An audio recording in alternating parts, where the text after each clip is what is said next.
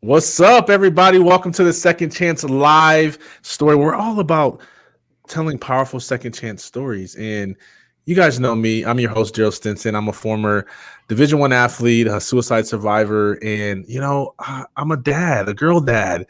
And I love helping people share their story and get paid to do it. And I love helping athletes figure out what in the world is next. I actually wrote this book. It's called Who Am I After Sports and Athletes Got a Roadmap to Discover New Purpose and Live Fulfilled. And in this book, I talk about our signature framework in Second Chance Athletes that helps people discover their new purpose and live more fulfilled. So we're talking about pivoting, and I'm so excited because I've been getting so much feedback from it. And you know what I did, Jeff? I underestimated the impact that a book can have on the world. I really did. I was like, book. And it's because people so often use it as a business card. But when you actually take time to put helpful content in there, it's a whole different ballgame. So anyways, but today's not about me or about my book. Today is about Jeff. Jeff, how did we meet? Do you remember?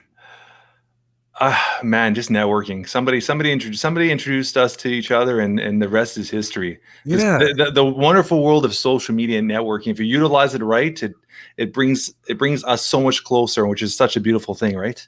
Yeah, absolutely, man. But I'm glad we connected because, dude, I follow you now. Like I stalk you on social media, just to be honest now. And dude, you know what I love? You live out the message that you teach others. And I can 100%, tell. 100%. I can tell. You know how I can tell? Because like people who say they have good work-life balance, but then I always see them online. And it's like, when you spend time with your family, and you challenging me in that area, but you live it out. And I just want to like throw flowers at you, man, and just like let you know, like I see that in you. Thank you for modeling that. And we're going to talk about that today. Guys, I'm going to read his official bio, but while I do that, you know the drill. Now's your time to hit that share button on whatever platform you're watching. Also drop a comment, let us know like where you're tuning in from. If you got a question for Jeff, we'll save some time at the end to ask, maybe do some Q&A if we feel like that's going to be the most helpful way to have this discussion. I'm going to read his bio, and then after that, I promise you I'm going to shut up and I'm not going to say anything. I'm going to let him tell his story. So while I'm doing this, I want you to be thinking about people who can benefit from his expertise. Okay. So Jeff Lopes is a proud father of two, a husband, and an entrepreneur for the past 24 years. I know he looks like he's like 21, but he's not. Okay. Jeff has founded numerous companies from inception to 7 to 8 figure corporations. Included in these is True Blue Homes, which I saw the website for that, which is phenomenal, by the way. A portfolio of vacation rental properties across the northern parts of Ontario, Canada, where he will let his friend Daryl stay for completely free. Anytime, brother. Anytime. And a boxing martial arts equipment brand, which is just like two different things. So we're going to talk about that. That was founded in early 2006 out of his basement.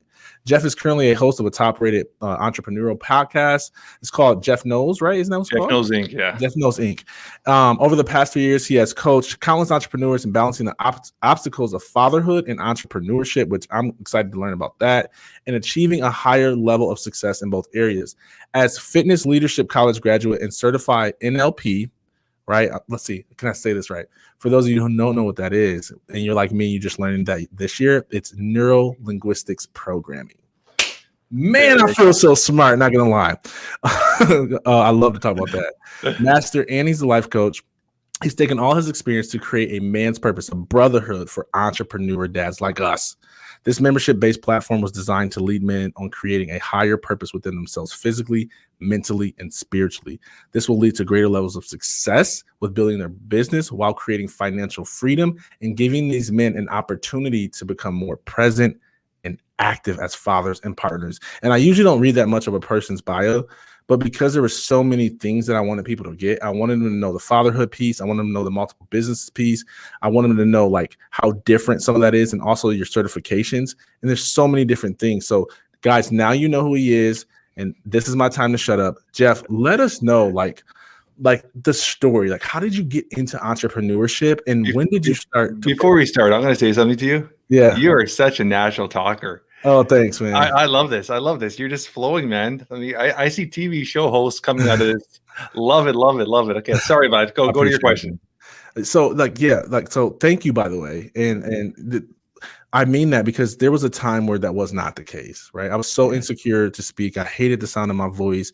I used to get made fun of for how dark I was, for this big gap that's in my teeth. Like when the lights go off, they'd be like, where'd Daryl go? All we can see is his eyes and his teeth. So I never wanted to get in front of people because I was so insecure about my appearance. And then, like, real talk, I don't have a really good sense of fashion. And the only reason why it looks like I do is because my wife helps me get dressed. So my point is, man, that actually carries a lot of weight when someone says, like, hey, you're so good at this, because I was terrible and so afraid to use my voice to help others. I'm gonna throw a little comment in there as a parent, and I'm gonna try to give as many lessons I can through this all. Yeah. The best thing you could put on every single day when you're dressing is confidence. And that's something every parent has to teach their kids, that when they put on their clothes, part of their actual wardrobe should be confidence. If you start building that from a young age, it starts translating and becomes part of their fabric. So confidence is something that you must build, and it must start at a young age. And I think it's every parent's responsibility to build that confidence of their children, because the world is so dark and there's so much negativity through social media and hatred and bullying and so much crap going on. It's our responsibility as parents and being home to teach them to be confident and walk outside. As soon as they walk outside that door, their head is up and they're confident they could conquer anything. Yeah, man, that's good. And so, like, like if someone's like, how do I do that? How do I help my kid put on confidence every day? So, I mean, there's different levels of confidence. And one thing is I always call is fear. Fear is something that a lot of us as adults incorporate it and instill into our mind, that it stops and inhibits us from achieving anything. And that fear could be fear of what my peers are going to say, fear of rejection from asking a partner out or anybody else. There's constant levels of fear. Fear of putting a post on social media or trying a new job or trying a new career because you're so worried of what others are going to say. Fear is something you're not born with. Fear is something we're taught at a very young age. And we always hear that, where you have that sound of your parents in your background, always that voice saying, hey, don't touch that stove, you're going to burn your hand. Don't run down those stairs, you're going to trip. And it's that constant level of fear we grow and it multiplies as we get older and we get into the real world. And I think one level of confidence is obviously that factor of fear. And I think fear is something parents could also break. As a parent, I'll give you a little thing that we do as a family, is once a month we find something that our kids, and I got a 14 or 12-year-old, have fear in, whether it's public speaking or jumping down something. It could be anything. And we do it as a family. We actually conquer it as a family, and you see the joy and that feeling of confidence growing every time they accomplish something that they had a fear of trying or attempting to do before. So breaking the fear from a young age, and then telling them, it's that constant reinsurance, that constant voice in their head that when they do something, make sure they understand that they have accomplished something, they've accomplished something great, and reinstill it and make it bigger than it is, because you're constantly building that level of, hey, I could do it, and constantly putting them in situations where they have to achieve something. And failure is not a bad thing too. Don't get me wrong. Like, I'll give you an example. My daughter does high competitive dance, and not too long ago, before the pandemic, it was a live competition and this kid was killing it all the time. She finished third on a competition, and which is not bad, which is good. But she came home and she was sad and she was thinking, I said, Sierra, I go, you take this as a lesson. I go, I want you to do something. You have the video of the whole competition. I want you to study the second place competitor, what she did, how she achieved it. I want you to study the first place competitor, what she did, how she achieved it. And then I want you to study yourself, what you did and what you could improve on. And now that you have that all in, when you go to your next competition, now you know what it takes to get to the next level. So these are all little things as parents. You're constantly teaching these lessons that are going to build their confidence, build their awareness, and build their level of understanding of how to achieve greatness. I love it, man. I love it, dude. That's great stuff. And I've seen some things too where, like, people do like these, like, I don't know, declarations or little sayings around like affirmations for their kids, and I've seen some really like cool viral videos excuse me, around that. And then the other thing too, like, one thing that I do for, like, our daughters is, like, when they talk about going to school, I say, hey, what's school for? And it's like, hey, to learn and have fun. And like that's just like a common thing that they say now when they go to school, because I want to make learning seem fun, right? And that way, like, it's an experience versus like a test of whether, like, you have value or not, or you're smart or not, right? You just go, like, and I ask them, like, hey, what did you learn today? hey, how'd you have fun today? And that's one of the ways that it starts to build confidence, right? So where they're going to school. It's also a good way, because my girls are all under the age of 7, that we dialogue with them. But man, I want to get into your story a little bit. So walk us through how you started your entrepreneurship journey, man. Where did all these ideas come from? In my first business, I'm going to give you a little quick thing. Yeah. My first business, I was talking about it the other day for the first time in a while. I've talked about my first business. I actually started with 17. And I'll give you a quick little rundown how that happened. Like, I've always had that little hustle in me. I mean, going from like 12, 13 years old, I was really into sports cards back then. That was a big thing. And my dad would drop me off on a Saturday or a Sunday at a local sports card convention. And I would come in there with 20, 25 bucks. I'd buy packs, wheel deal, come out with 100, 150 bucks by the time I was done. And that was my spending money for the week. And I've always been like that. When I was 17, we used to always go to a mall after school. After high school, we go to a mall, and a couple of buddies worked at a couple of clothes stores. And I got to know some of the actual manager of these little stores in this mall. And they always say, oh, after school, the theft rate is so high. Kids come in, they're always stealing. And I went home, and I kept always having this in the back of my head. I'm like, you know what, loss prevention. I go, this is something simple. So I went to my dad. I said, Dad, give me 250 bucks. And he was like, what are you going to do with it? I go, just trust me. I registered a business, sold business for 60 bucks. I bought three or four jackets saying secured on about it. Bought a couple of walkies.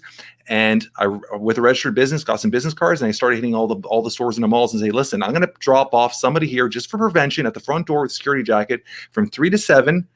And it's going to stop people from stealing. They're going to come here, see somebody standing at the front. They're going to go to the next door. So these kids after school, it was to prevent them from coming in, right? And I started back then. It was minimum wage was $6.25 or $6.30 an hour. I was charging the stores 13 bucks. I was paying all my buddies from high school, and it ended up being like 14, 15 shops we had at one time. And I ended up selling the company a year and a half later. And till this day, it was called Strictly Security Services. The gentleman that bought our company still runs the company after all these years. And that was my first little venture. And then in 19, I started a fitness consulting business. I was in college part-time through night school, through the weekends, and I was already running a business at 19. So that's how my little venture in being an entrepreneur always started. So I've never actually physically worked for anybody. I've always been on my own. Wow. Phenomenal. And so when did you come up with your first 7-figure business, and how did you take it? And I saw in your bio, from the basement, Yeah. So Comoroware. Yeah, Comoroware. So it's funny that tomorrow is our 15-year anniversary. January 20th, 15 years we've been in business, which is pretty amazing accomplishment, because most people don't make it past the first 3-4 years of a business, right? And it's something I'm actually really proud of. That company, I've always been in martial arts. I've been taking martial arts since a young kid. I've always been involved in one way or another. And that was right before the whole UFC had just spiraled up. And I saw there was going to be a huge movement in that field. And I saw there was going to be a need. But I thought the first thing with any business like that, I had to brand myself. And I thought the easiest way to brand it is going through the apparel. So we started off as an apparel brand. I got it out there. We got on a lot of athletes. We're sponsoring a lot of athletes, just building the brand. And I did that for about a year and a half. And then all of a sudden, all these bigger companies like the Tapples and all these bigger brands that had a lot more money started paying these athletes a lot more than I could have paid them. And I realized very quickly when I saw that happening, I pivoted automatically, and I pivoted a company towards training equipment. I go, you know what? My audience should be towards people that were training at home. So I went towards a training company, and we became an actual equipment brand. We're selling boxing gloves, selling equipment to people to train at home. And we dealt directly with a lot of actually retail shops. And it's crazy, as till this day, a lot of those brands that were such big dogs 15 years ago, they're all bankrupt, they're all out of business now. And I'm still trucking away here, still doing my thing, right? And through the company over 15 years, we've pivoted so many times. We went from a premium brand to a 2-tier brand, where we could actually go sell directly to, because a lot of customers were realizing, because we're a premium brand to start, and we're realizing a lot of customers are going to the local Walmart and the local shops when they first join a gym, because they want to spend the money. So we did a beginner line to go directly to the actual consumers. And then from there, we saw there was a need in the gyms, and we went directly and built all these wholesale accounts directly to gyms. So we're really probably one of the first brands that actually sell directly to the mama papa gyms at a wholesale level. So and then we pivoted to being custom. So we've pivoted this company about 5-6 times. I'm always trying to be ahead of the curve, and I try to do it with all my businesses. Super dope, man. And talk about the pivoting, because what you just said, I know it seems simple, but that's you guys have longevity because you continue to reinvent and adjust to the market and just try. But a lot of people just stay stuck in their old ways, and they die out. So talk about like when something stops working, right? When how do you pivot your organization? How do you lead organizational change? So exactly what you said there, when something stops working, I never allow it to stop working. What I mean by that is I try to be ahead of the market. So I always take everything in 3 quarters. So everything I do is a 3-month period. So prior to the 3-month period, I'm already adapting and seeing where the market is trending. And I try to see where there's more opportunity. If I find the market is still streaming, flowing, the river is still flowing through, I'll keep in that, and I won't pivot for those 3 months or 4 months or 6 months. But the minute I see there's an opportunity or there's too many players entering the same market, I'll automatically learn and figure out a new route to pivot. And I try to be ahead of the market. And as long as you're ahead of the market, you're always ahead of the game. So one thing I do, and it's a lot of entrepreneurs, is they focus on their competition. And no matter what business I ever do, I never focus on the competition. I focus on what I'm able to do. I focus on my ability to provide the best service and customer service and the best product to my customers. Those are the only ones that count. And I try to be ahead of the competition. That's all it is try to always be ahead of the competition. That's good, man. I like that. And man, you're on top of it, dude. And that takes a lot of time, a lot of wisdom to know where to look, what to look at when you're, seeing what customers need, so how you can better serve them. And here's the question, right? It's the title of our episode, right? It's fatherhood and entrepreneurship. How do you balance that with being a father? Schedule. And it has not always been that way. And a little bit about my story. So I'll give it a little short Cole's note of my story. But 12 years ago, I was so focused on building. And Comora was my main company. I had a couple small other companies that I've sold off since then, but Comora was my main company. And I just bought a head office. We had big warehouses. Everything was amazing. The company was hitting 7 figures, going on the way to 8 figures. The company was doing amazing. And my wife, I had a 2-year-old daughter. My wife was pregnant at the time with my son now, Tiago. And it was a Friday night. I went home and my wife got rushed to the hospital, and it was emergency C-section. Our lives, it was a FU moment, something you don't wish upon nobody. I almost lost my wife and my son that same night. Wow. And my son was, long story, he ended up spending the next 4 months of his life, and as a family, we ended up spending pretty much our next 4 months of our life at Sick Kids Hospital. And I'm so grateful that we have such an incredible hospital, a level 5 hospital in Toronto, Canada, for children. And he spent the next 4 months of his life there. And I kind of shut down everything at that point. I was running everything from the far of the company. I had my staff running everything. And my main purpose was my son, to get him out of the hospital. I worked very closely with the doctors. We almost lost my son 5-6 times.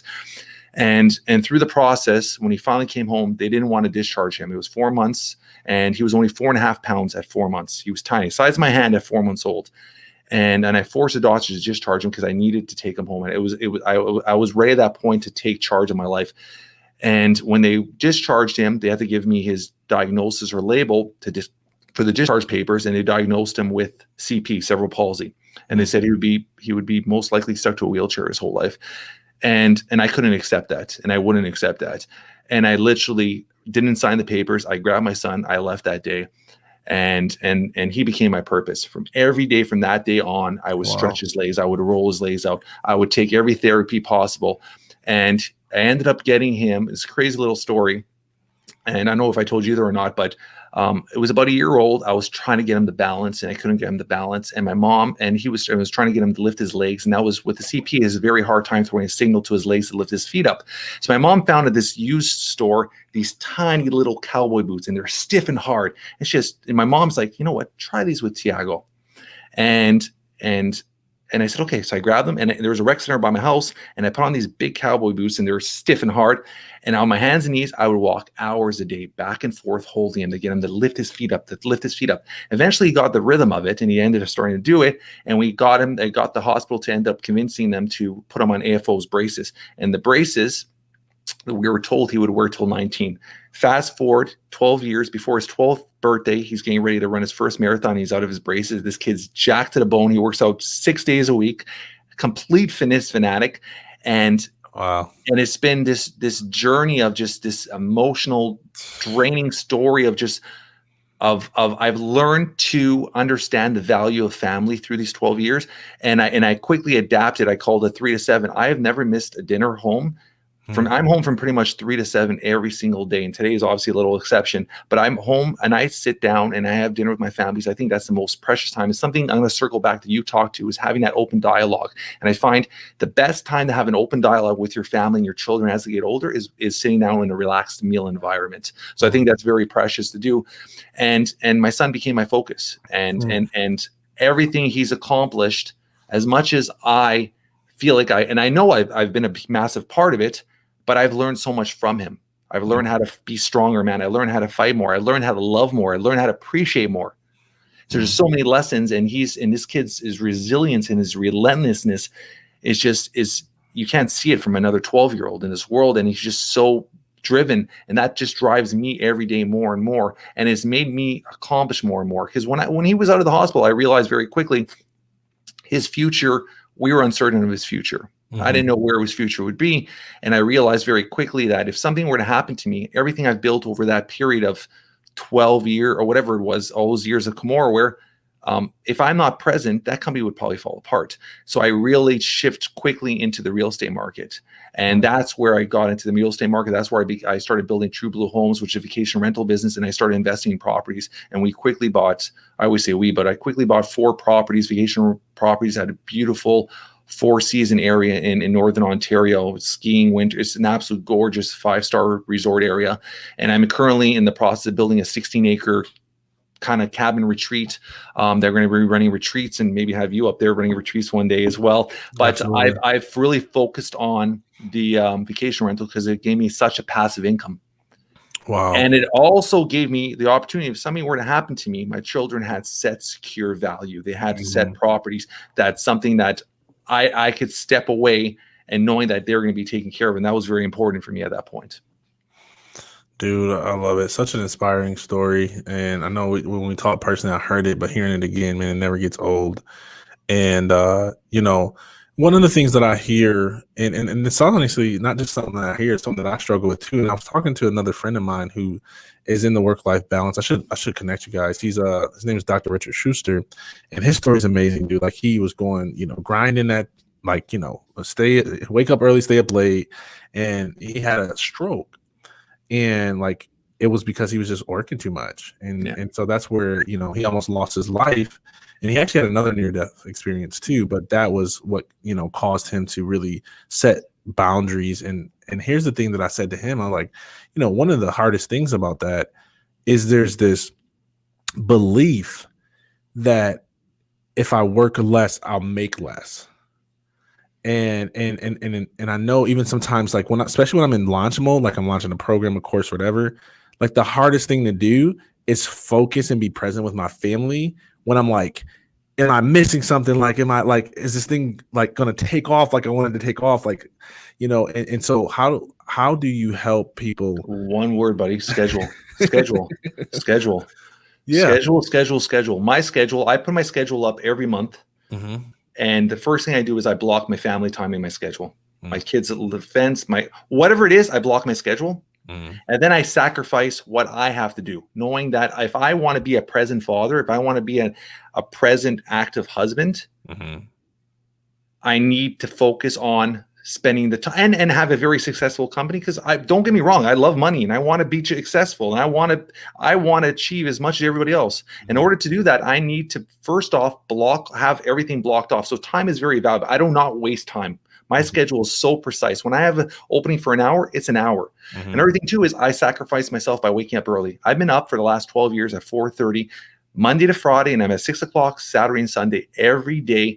And that how I focus on is, Daryl, is from 4:30 till 9 o'clock, I get pretty much my whole day's done. And then from there on is just what I have to do, from the podcast to growing to dealing with staff to doing appearances, whatever it is that's during the day. That means at 3 o'clock, I could be home with my family, and I could 5, 6 o'clock, we're having dinner, and I could just chill with my wife and do my stuff. I could work out. I could take care of myself, because we'll talk about that. Health is a massive part of who I am as well.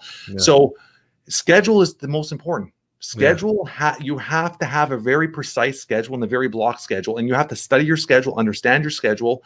And even a lot of people talk about this, and you'll hear this all the time. The white spots in your schedule, and I've been saying this for years, are just important as the block spots, because those white spots are the times when I reach out to my family. I book in, I multitask those times. I travel between those times. So I make sure that every hour of my day is being utilized to the max. I love it, man. I love it. And I do want to talk about, matter of fact, let's just go there right now real quick. And then the two things I know, I want to get into the nutrition side of things, because Yeah, health is, 'cause 100%. you got to have the energy, right? And 100%. then the second thing I want to talk about, like your man's purpose, and like some client wins, and like where are men typically at, and what are the usual shifts that you help them make. Yeah. So yeah, let's start with the nutrition thing. Like, man, what role does that play in you being able to have a great work-life balance? It's my top of my pyramid. It always has been, right? I mean, I started off in the fitness industry. I mean, I was posted the other day, like I at 19 years old, I was stepping on stage doing fitness competitions. I was running CN Towers.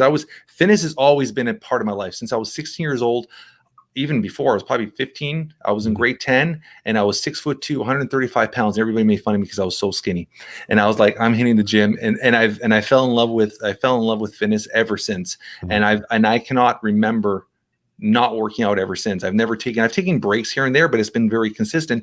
But I find you always hear that stories. I mean, you could have the Porsche in a driveway, but you're lying in a hospital bed. What does that Porsche mean? Absolutely nothing. You could have the most amazing family, have all the money in your bank, and your kid wants to go for a jog or wants to go for a bike ride, and you can't keep up with them. What does it mean? It means nothing. That's true. So your health, and able to keep your health at a premium level, and what I mean by that is learning that the value of your health. When I mean value of your health is how much money and how much time do you allocate towards your health? LeBron James, $1.5 million he's known to spend towards his health every year. Understanding the value, and when I'm talking about spending, if you don't have the knowledge yourself, do you spend it on a personal trainer? Do you spend it on vitamins? Do you spend it on supplements? Do you spend it on good food? Having that money allocated towards your health is very important, and allocating the time towards your health is very important, because it's going to make everything else. If I wasn't fit, I wasn't healthy, you think I'd get up at 4:30 every morning? Impossible. Right. That's true. So it's being able to put that at your pinnacle. And if you're healthy, everyone under you, you'll be able to take care of and spend the time with, right? So health is top of my list when it comes to anything, when it comes to what is important, right? Right. Love it, man. And on that note, like, are you like a workout first thing in the morning guy? Or are you like midday? Like, you know what? At first thing in the morning, it all depends. Lately, I'm on this cardio binge. I just got a new spinning bike, so first thing in the morning, I'll do about an hour of. I'll go downstairs and I'll get a book in front of me, or I'll do an audio book, and in the basement, everybody's sleeping, and I'll do like 60 minutes on the spinning bike or something like that, and then I go home and I lift weights with my son. So my 12-year-old and me, we actually work out together. So he's my workout partner, and it's funny because I don't even lift heavy. I do whatever he does. It's just I'm not here to get buff. I'm here to just stay healthy, just to be healthy and be active. And just even to say this to anyone out there that's listening, if you're a dad or a mom, being fit and active doesn't mean you have to work out for an hour. Just get movement. Just move your body. Get your body moving. Get your joints lubricated. Just move your body. Get your heart rate blowing. Get a little sweat. It's just get everything flowing, and you'll feel so much better, right? Absolutely. Absolutely. I love it. One thing that's been working for me, and I haven't done it consistently, admittedly, but it works when I do it, is I'll work out like, so I usually typically hit a low like right after dinner. So I'll be like good at dinner, and then like I'm like couch, and kids are like, your glucose levels drop. And kids are like, dad. So I'll go and work out and 30, 40 minutes. And then I'll come back and I'll be fine for like way too long. Like I'll be up like probably to like 11 or something. But that helps me get like that boost of energy where usually, because I was an athlete, I was used to like 4:30, like 5 o'clock workouts, like got to be first thing in the morning. Yeah. And so I think it's just about finding what works for you, and like, man, get into that, like what, like you're coaching with clients and a man's purpose, and like typically where do they start at, and where do they end up at by working with you? I mean, there's so many levels, right? I mean, I get guys that come to me and it's strictly business. They have a good family balance, and they just can't figure it out when it comes to either branding or how to shift their business, or they're having trouble getting to the next level. They're at a 6-figure, they want to get to a 7-figure. It's just understanding the business part of it. And 25 years, it's actually 25 years this month, I've been essentially self-employed. And I've gone through goods and bads. Everything's not perfect. Nothing's ever perfect. I've learned my lessons. I've got kicked in the head a couple times. It is what it is. I've tried the whole partner thing and left there with a sour taste in my mouth. And I've done all that. So understanding it all and living through it, I have the knowledge that I could understand and see what direction they're going to. And I don't know if this is a natural thing with me. I could look at a business and I could honestly tell you, and within 10 minutes, I could kind of figure out what they're doing wrong. And so part of it. What are you looking at? Just how they're achieving it. I mean, I'll give you an example. Like the other day, they run a company. It's almost like a service business. So if somebody's house gets a flood or a fire, the insurance calls them. They go in. They're a restoration company, and something simple like he was doing it for years. But he hadn't changed how he was marketing or how he achieved it. He was still marketing it from the white pages, and he has such an old mentality, right? So something simple like that is just adjusting and achieving and getting a social media page, something simple. It could be something simple like that, or somebody that's in such a competitive market and they're trying to compete with everybody. They're not seeing what products they could add or what products they could adjust to be different from their competitors. So there's so many different levels, right? So I try to figure out quickly, and I try to work with them right through it to get them to the next level and get them to understand so they're able to do it on their own. So that's one side, is the business side. And then I get the other part where you get a lot of fathers that are disconnected. They're disconnected with their wives. They're disconnected with their kids. Their kids are young teens, and they've lost that connection, and they don't know how to get it back. And I always tell parents this, and there's a little thing that a lot of people aren't aware of, a little stat that 80% of the FaceTime we have with our kids is before the age of 18. And if a lot of parents knew that stat, a lot of parents would spend more time with their kids. So is learning how to master schedule, master how to, one thing I'm very, very clear about is I do not reward my children with presents. Don't get me wrong. I buy them stuff. I give them gifts, but I reward them with time. So if my children achieve something, they come to me and they've done something good in school. They got an A. I'll actually take them out of school the next day and I go, you know what, me and you, we're going to go hang out for the day.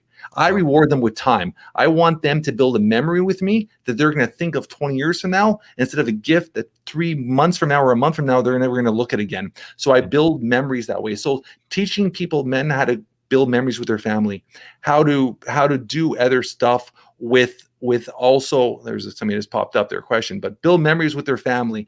Also how to register those memories, taking photos, building photo albums, building confidence for kids. There's so many different levels of it, right? Yeah. So many different levels of it. There's even one thing you talked about before that you said about you and your daughters, I'm going to talk about quickly, is years back, I got these signs made, and I did this primarily for my son, but I did it for my daughter as well. Is I make these signs made and I put them outside their bedroom doors, right over the bedroom doors, and it says, "Believe in yourself." And I got them done at a local market. And every time my kids will go to bed, until this day, I make them look up and then make them say it out loud.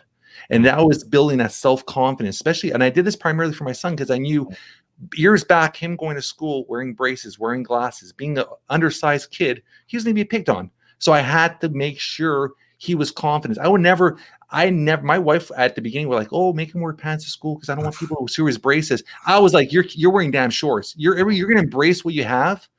And you're going to learn to live with it." And I might have been mean about it, but I built that confidence saying, you know what, this is who you are. Embrace who you are. Embrace. And if you want to change it, it's up to you to change it. So there's just different lessons, right? So I focus on what their need is as a client, and I try to work with their needs, right? At the same time, I look at both sides and I try to adjust it and balance it as much as I can. That's gold, man. It's gold, and I love that. And I'm actually I like that because we got our like prayer rituals and everything at bedtime, and I'm gonna add that one in. I like that. That's real cool, man. So, there's a lot of people that are like working from home right now, and it feels like. And I remember in the beginning when our office was closed, it was really hard for my wife and I. We were working at home, and then like there was this weird, like, I guess it's family time now, but we're still like in the same spot. Like, any tips that you got for people that are like working from home in close quarters with their kids and like they're tired of them because they're trying to shoo them away with the laptop and kids bothering them? Change the environment. Change your environment. Go for a walk. Go for a family walk. Do something different. Try to do something different every single day. I know that's hard to think of, or even if you do it once a week, something different. Right. When I mean something different, you guys go for a walk every day. Take a different route today. Right. See a different scenery. Get in the car and drive somewhere to another path. You know what? Sit down and block off game time with the kids. Half an hour game time. Play video games with your kids. Do stuff. Go for a workout. Just change up the routine. So if you guys are working in the same environment, which I did for a few months as well, you're working in the same environment, get out of that environment or change that environment. Change the table. Put up a board game. You know what? Have dinner on the sofa today. Watch a movie during the dinner. Like, just change up stuff. Change up the routine at home so it feels like you're doing something different. And it can be something very simple. Like I said, tonight we're all gonna have dinner. We're gonna order takeout and have dinner on the floor and just sit down and watch a movie. Go to the basement. Just change up the routine. And it is a hard time. And people out there, you have to be patient. You have to be patient, and you have to. We're all going through stuff. I mean, there's some people going through a lot worse stuff health-wise and stuff like that. But you have to take the positive of it, and you have to take every time there's a moment in a situation like this that we're all going through. Find a way out. Find a way that you could take a positive approach to it, and actually come up over it. I mean, when this all happened. Like, I'm going to give you 2 seconds. When this all happened in May, essentially in April, when the world all started shutting down, my two main companies, Daryl, Camora, where I wholesale directly to gyms. Every gym closed. Overnight, we lost our customers. My other business is rental business, and they're called STA, short-term accommodation. The government shut them all down for 3 months. Oh my God. So both companies, my source of income was gone. So I had to restrict them. So I went automatically B2C. I went direct to consumer. I built it. I really focused on the online portal. I actually decided to spend more money on advertising to go direct to consumer so we could get the sales in. And then my short-term accommodation, I actually turned it around, and I found a loophole in the system. And I found that every single person that's been misplaced from their home and needed a place to stay, we by law were allowed to take them in. So I quickly learned how to I got a legal document done, and anybody that needed a place to stay, I had a place for them. So all of a sudden I started getting rentals again. So you shift. And through that process, I started the podcast. I wrote a book, up my coaching business. Like, it just, don't stay still. That's your moment to grow. When everybody else is staying still, you should be running and getting ahead of everybody. And that's one thing I always try to do, right? Man, I love it. Love it, dude. I love it, man. I want to talk about. I want you to speak to mindset a little bit, and the mindset of a 6-figure, 7-figure, 8-figure entrepreneur. What do you see as differences, and how can people level up their mindset to reach higher financial goals? I think you is the same mindset with anything you try to achieve in life, whether you're a pro athlete or a business entrepreneur or not. Is you have to understand and see yourself in that position. If you don't believe you could achieve it, you're never going to get that. That's just rule number one. Second of all is are you surrounding yourself around the right people that are going to get you to that level? I think a lot of entrepreneurs get to a certain level where they're at a 6-figure or they're close to 7-figure, and they get comfortable. And then they want to be the top dog in the room. And they want to be the one with all their friends. Like, there's Jeff. He's the entrepreneur. He's amazing. They want to be the top dog, and they get comfortable there, and they get comfortable at that level. Reality is, they get so comfortable at the level, they get so, it becomes part of their fabric, and they don't know how to change it. Wow. I'm always putting myself around people that are way, way, way higher than I am. You want to surround yourself around people that you're going to be constantly learning off and constantly challenging yourself to be better. And I'm never happy where I am. Never happy. I never allow myself to get comfortable. The minute I feel comfortable with something, and my wife, I mean, she's learned to adapt and learned how to live with me now. But I mean, we've been married for 17 years, and I am never, ever happy with where I am. I'm constantly figuring out a way to get to the next level, no matter what I do. Yeah. I love it, man. I haven't done this yet. It's time to do the Daryl, man. Oh, Doing the interesting. Daryl is when I just ask like some random question that comes to my mind. It could be something deep, could be something funny, could be something that makes no sense at all. But sometimes I just get these intuitions, and I'm like, all right, it's time to do the Daryl. Like I know, and all the Type A people, the organized people, are like super pissed because they're like, we were going somewhere, and then Daryl's like, not anymore. All right, let's play a game. So you're authoring a book, and it's called 8-Figure Habits. Okay. What are the chapters? 8-Figure Habits. Learn to be, I guess, chapter 1 is learning how to be connected with your family and your children. Be present. Chapter 2, learning, a lot of it's going to be family related, learning how to build memories with your family. Chapter 3, the importance of health. Chapter 4, learning how to network. Chapter 5, learning how to take your business to the next level, whether it's a 7 or 8 figures. Chapter 6, I got 3 more chapters here. Learning how to be a leader, learning how to lead your team. I think that's a huge thing we didn't talk about today, and that's something I've studied and I've mastered over the years, and running a successful operation is learning how to be a proper leader and never putting yourself, that's one thing, I never put myself ahead of my staff. Like I have an office here, but my office setting is an open loft setting. So I sit down, we all have open desks, and I sit with all my staff. We have the music pumping every day, and it's just an open loft setting. So learning how to be humble, but at the same time learning how to lead, and having that trust by your staff that you're leading them in the right direction. So how many chapters I got left? 2. 2 more? 2 more chapters? Hey, dude, I so like that you're outlining a book live right now. Somebody's like gonna go write it and make a bunch of money.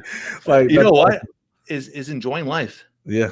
You know what? If you are at that point in your life that you want a toy, go buy that toy. If you're in that point in your life that enjoy vacations, enjoy time. Like life is short. And I got the last one. The last one's the best one. But enjoy life. And the last one, do not, and I hate this, Daryl, do not allow time to pass. What I mean by that, and then live with regret. Yeah. A lot of people come to me, and this is one of my pet peeves, and say, Jeff, my dad just passed away. I wish I had more time with him. And I would sit back and I'm like, that, you little, pardon my language, you little dipshit. You're the same guy that would go party every week and go out drinking. And why weren't you going on weekends, go spend time with your dad? I'm married. I'm 43, turned 44 next week, next Monday. I turned 44. Every morning and every night I call and I have a conversation with my mom. I call my mom every morning and I call my mom every single night before we go to bed. I go down to spend time with my family. I'll go down and have a coffee with my dad once or twice a week because I can. And I think that's the biggest thing is people have to learn how to almost reshift their mindset. It's not, oh, I got to go see my parents, or I got to go pick up my kid from school. I get to pick up my kids from school. I get to go parent. Spend the time with your loved ones when they're still here so you don't live with regrets when they're gone. Fire, man. Fire. Fire. I'm just it's so funny because we think alike, and I'm like that's definitely something. I was actually, because I'm a pastor, and I do funerals sometimes, and they're always the hardest ones to do sometimes because you deal with people grieving their loved ones. But I'm not gonna say the person's name, but I was doing one, and that same thing happened. This person was just like out of control, like just like being a disruption to the service, crying, like wouldn't sit down, like just acting crazy. And I never forget thinking like, you're the same person who used to always blow this person off. So I'm like, but it was the pain and regret that they were dealing with. So and it's not that we want to live in like this fear, but it's living this gratitude. And I say this a lot of time when I do podcasts. I probably say it on yours when I do yours, but I say I'm living the life that I tried to end. And for me, that creates a appreciation for each day that I think is unique to people who haven't had that type of life crises where it caused them to really take each day. So like cliche, people say like, you should be thankful that you wake up this morning. And like most people are like, yeah, whatever. But I'm like, seriously, I really am thankful for that. So anyways, man, this has been phenomenal. We could talk all day, and I know we got some stuff to chat about in a minute. But man, leave people with one more takeaway. And obviously, guys, go connect with Jeff. Like, this guy is the real deal. Like, that's the best thing I can say. He's the real deal. Like, even like when I talked to him before we scheduled this interview, like, he was already like sharing these stories, sharing these tips, because it just oozes out of him. He's passionate about this. And even when we just, talked about the 8-figure habit book that somebody's going to make a lot of money off of, like, you see the emphasis on family. And then, so this is who he is, man. So go over to jeffknowsinc.com, and all of his stuff is there. Make sure you subscribe to his podcast and, like, just devour everything this man has. If you're a father and an entrepreneur, man, and you want a community and you want somebody who's been there, done that, wore the t-shirt, like, connect with him and go reach out with him. But, man, leave us with one last thought before we say goodbye. I just did a post today, and I think it's so important for people to validate this. You could call somebody a name, they're going to forget about it. You could treat somebody bad, they're going to forget about it. But how you make somebody feel, they're always going to remember it. And this is something I'm very, very, I consistently tell my children is, leave every single person you're around with the feeling that they want to see you again. They want to be around you again. So the way you make somebody feel is your legacy in a way. Yeah, absolutely. So remember that. Any matter who they are, what level they are, how rich or how poor they are, it doesn't matter. Wow. Go into every room knowing that you want every single person in that room to feel special. And if you live that way every single day, life's so much better. Wow. Awesome, man. Guys, this has been phenomenal. Show them some love in the comments, even if you're watching the replay, because I'll go watch it. Like, I love hearing feedback. Like, one of the things I hate is, like, during live, like, there'll be like a combination of 20 people hopping in and out, and then there's like 300-400 views afterwards. And I'm like, I know that y'all can comment, engage, let me know, and give feedback, and I'll get some. And I love hearing every time I hear feedback. It keeps me motivated to know, like, hey, this is making an impact. Because sometimes you're just sitting across the screen having this conversation, and you're like, if somebody grasping this, is somebody going to take something and implement? So I always say, like, information alone doesn't do anything, application does, right? Yeah. And so take one thing that you're going to apply. Like, I've taken some stuff that I'm going to apply, like, more than one, but, like, just start with one. Right. Yeah. One thing, whether that's a calendar, whether that's maybe like taking a different route, like how he said, like, take one thing that you're going to do and apply it, like, immediately, because that will anchor in everything that you've learned today. So, Jeff, man, this has been phenomenal. Thank you so much, guys. Thank you for tuning in. Make sure if you're watching this and you just joined, it's okay. It'll be up live in, I don't know, an hour or something, whenever the YouTube and Facebook decide. Facebook, it just lives there, but YouTube takes a second. So, like, you watch the replay, you can rewind it, and then make sure you share it with people that you love and care about, because the rising tides raise all ships. So my last thing that I just want to say is, make sure you guys come back and join me at 5 p.m. Eastern Standard Time.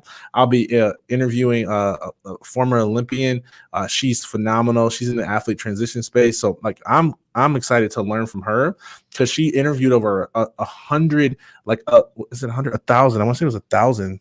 I'm going to butcher that. It's in the bio. Like, it was either 100 or 1,000. I want to say 1,000, like, athletes and people who have gone through, like, shifts and pivots in their life. And she wrote this book called Personal Next, and it's a phenomenal book. Like, I worked my way through it. And so we're going to talk about her book, her experience as an elite athlete, like, obviously Olympian. And so come back at 5 p.m. Eastern Standard Time and join us for that conversation. So until next time, remember that no matter what you've done, no matter what you've been through, no matter how many mistakes you made, that there's always second chances, and second chances exist so that we can finish strong. So finish strong, my friends. Peace.